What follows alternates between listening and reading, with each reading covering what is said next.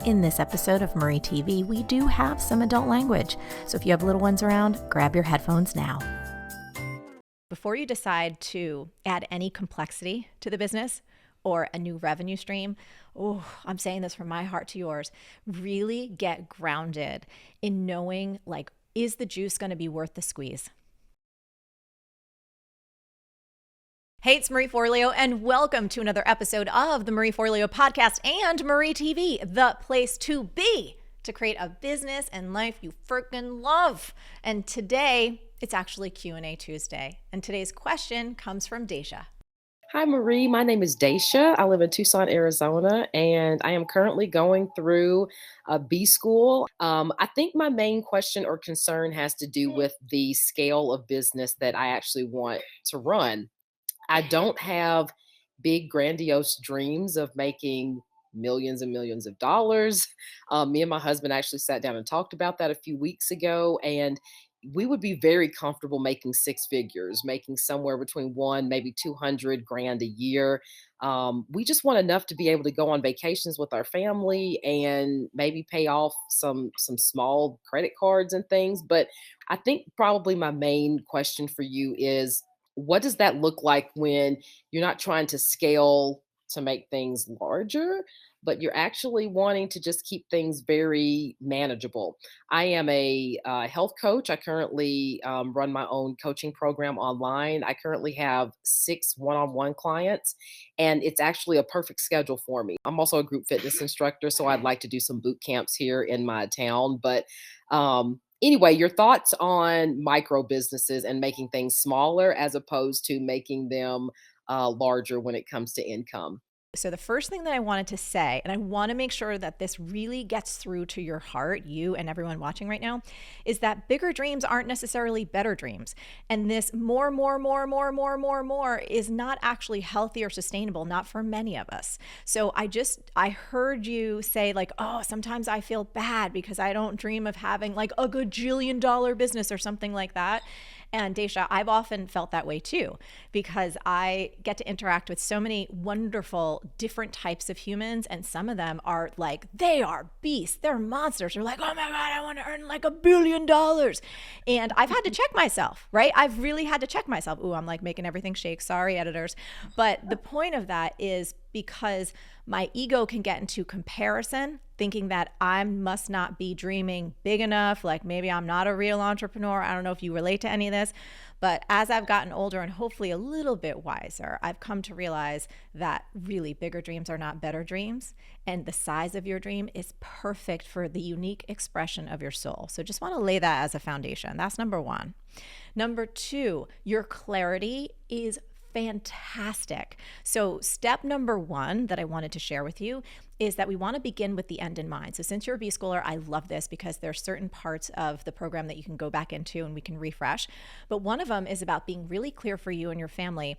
Is it $100,000 in take-home income? Is that $100,000 in revenue? Is it $150,000 in take-home? Is it $200,000? Again, because I know you're kind of in that range of going what does my ideal business look like?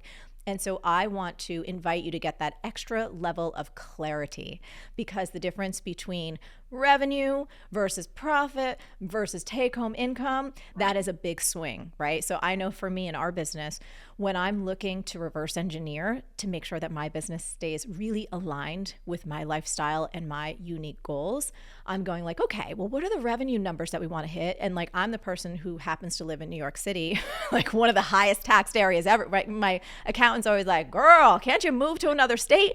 And I'm no, that does not fit my unique soul's expression of life. I love the grit of New York City, and I pay for that privilege. So that's step number one. You down with that? To get ultra clear for you, and also to talk with your accountant to make sure that when we're setting these targets, whether it's 100 or 150 or 2, that you're clear on whether it's top line revenue or take home income. Cool. Right. Yes, that makes sense. Yes. Okay, so step number 2, and again, this might be a little bit of a reminder from B School, but this is fun to talk about, is that there are so many different ways. We'll use $100,000 just because it's a nice even number for you to hit that revenue goal, right? So it could be possible. I know you've got like, well, tell everybody because I know a little bit about you. Tell us about your business and what you do, just because what I'm about to say is going to play into that.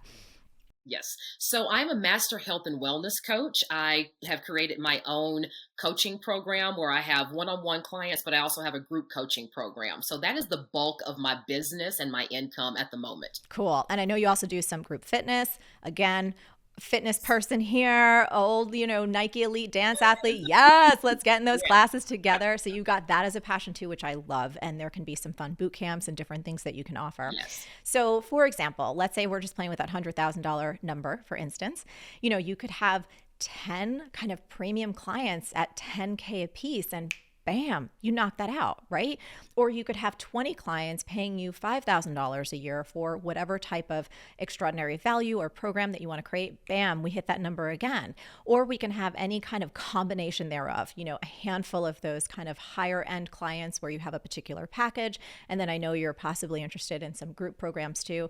But I think just understanding that you have so many awesome ways to reach that specific goal once we identify it, I think it becomes really fun then, because you're such a joyful person and you're so courageous, honestly, to be able to say, hey, I don't want a gajillion dollars. I don't want a multi-million-dollar business. Like, I want a really thriving, healthy business that matches my lifestyle and allows myself and my family to travel and have freedom and time, which again, I'm so with you on that. So that'll be the next part of your homework assignment, is to really let yourself dream into what that ideal mix might come out like what feels good for you. And something I've learned in my world is, I love playing with numbers and I love money. You've heard me say that in the program. Oh, yeah. It's always about aligning that love and those targets with how you actually want to earn that money. So many people have said to me in my business, Marie, what are you doing? Like, you're leaving so much money on the table. Like, why don't you have this high-end mentorship program? Why don't you do X, Y, or Z? And I did that in the beginning of my career and it was awesome. And I really appreciated it. But then my vision and my priorities changed, and I didn't want to offer it any longer. So I'm saying that to you and for the benefit of everyone, that even though other people tell you, oh, you could do X, Y, or Z, if it doesn't light you up from the inside out and feel like a beautiful expression of your joy, there are so many different ways for us to hit that target. Does that make sense? Right. Yes, Yes. yes. That hits home because there is a particular area that I could focus in on. But like you said, my heart isn't in it. I know that I would be doing it because I could hit the number, but my heart isn't necessarily in doing that. So it's kind of like at the bottom of my list. Yes. It's there, but it's not my bread and butter. And it's not the thing, like I said, it doesn't light me up to know that that could be the thing that takes a lot of my time, but yes, could obviously put me at that revenue goal that I have. Yes. And I always, for me, when I'm looking at this, if there's something that's a possibility that doesn't light me up, unless it's a dire situation, again, talking to the person who bartended and waited tables for like 7 years, man, I'm not afraid of hard work. I will take out the garbage. You know what I mean? I will do the thing. If it is necessary to put a roof over my head and keep my family fed, I will do whatever it takes. But if you're not in that position and you have a chance like you do right now to design something and to make those revenue streams align with your joy, it's like that's our ideal. That's what we're going for. Yes. And then the third thing is, before you decide, and it's kind of an extension of step number 2, before you decide to add any complexity to the business or a new revenue stream, oh, I'm saying this from my heart to yours, really get grounded in knowing, like, is the juice going to be worth the squeeze? Just like what we were saying, even though on paper you see other people doing this or other people doing that, you're like, okay, like, Daisha, you could do this, but it's not feeling good. It's like, no, let it go. And this is a question, you answer it however you will. Do you have any kind of like faith practice, or do you believe in any kind of power, higher intelligence?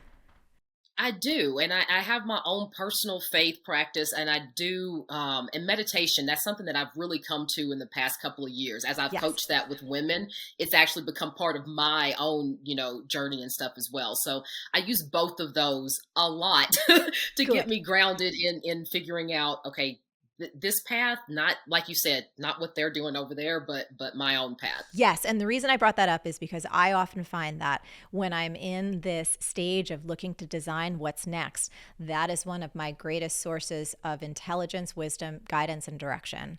It's like, sure, this thing is awesome. We appreciate it, but it can be filled with a lot of programming from the past and comparison of what other people are doing. But that humility and that willingness to ask for some guidance and go, wow, like I'm exploring this, I'm exploring that, I'm considering this, and to ask for a sign, to ask for an intuitive hit, to ask for a message to show up when you're in stillness or prayer or whatever that looks like for you. For me, it has been absolutely miraculous.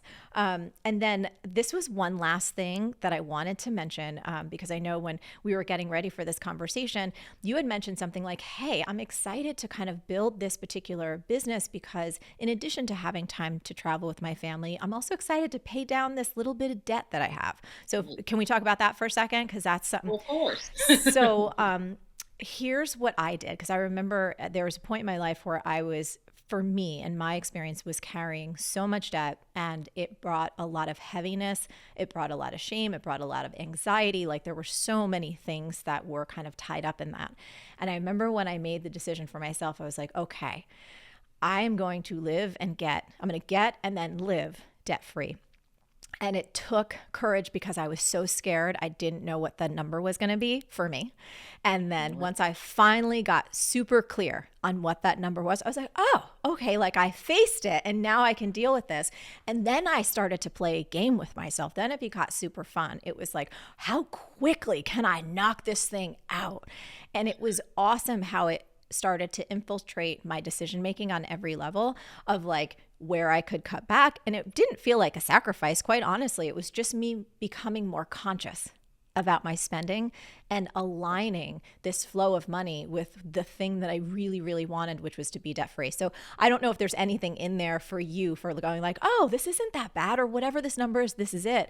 But the last thing I wanted to share with you is like having that clarity from the business perspective, beginning with the end in mind, that top line revenue, the profit, and the take home.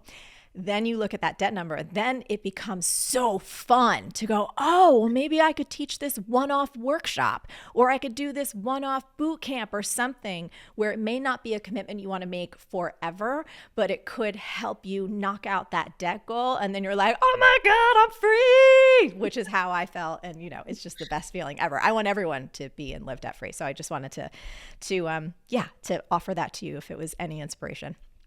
I love that, especially when you said that one-off part, like those things that you can do that are kind of, once or twice a year, maybe, That's or something that happens. But like you said, you can throw that at the debt that you've accrued. So I love that. Yeah. Yeah. So Daisha, was this helpful?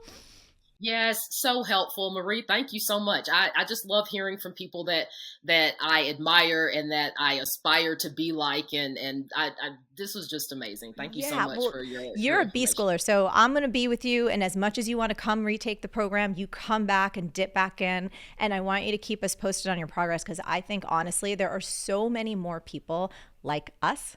And we're particularly surrounded by them in B school. But I think more and more people want permission to say, you know what? Gosh, like I know everyone tells me like, if you're not dreaming big, you got to go home. And it's like, that's some bullshit. Like that's some serious bullshit. It really is. Thank you. Real talk. No, but it is, because it's like, what is there at this point? I don't even know, close to like 9 billion of us on the planet. Like there's a lot of us, right? And if everyone were the same and having the same, like how boring would we be? We would be so boring. So the diversity and the differences of like what we want to experience and achieve. I'm such a believer that every single soul comes into this body at this particular time with a particular journey and experiences and lessons that they need to learn. And it's not supposed to look like anyone else's. It's supposed to look like yours. So whatever it is that lights you up, whatever size business, it's like chef kiss. Perfect. Let's reverse engineer and let's bring that to life. Yes, that's wonderful. I love that. Thank you so much, Marie. Wasn't Daisha awesome? Oh my gosh, I love that conversation so much. So I'm curious, what's the biggest insight or aha you are taking away from this episode? And how can you put that insight into action starting right now? Leave a comment below and let us know. And by the way, if you enjoyed this video, smash that like button, subscribe, because it really helps us reach more of our amazing community. And I don't want you to miss an episode when we put a new one up. Until next time, stay on your game and keep going for your big or small dreams, because the world really needs that very special gift that only you have. Thanks so much, and I'll see you soon. 1 year from now, you're either going to be living that dream that's in your heart right now, and you're going to be bringing that thing to life, or you're going to be sitting on the sidelines like a sad sack,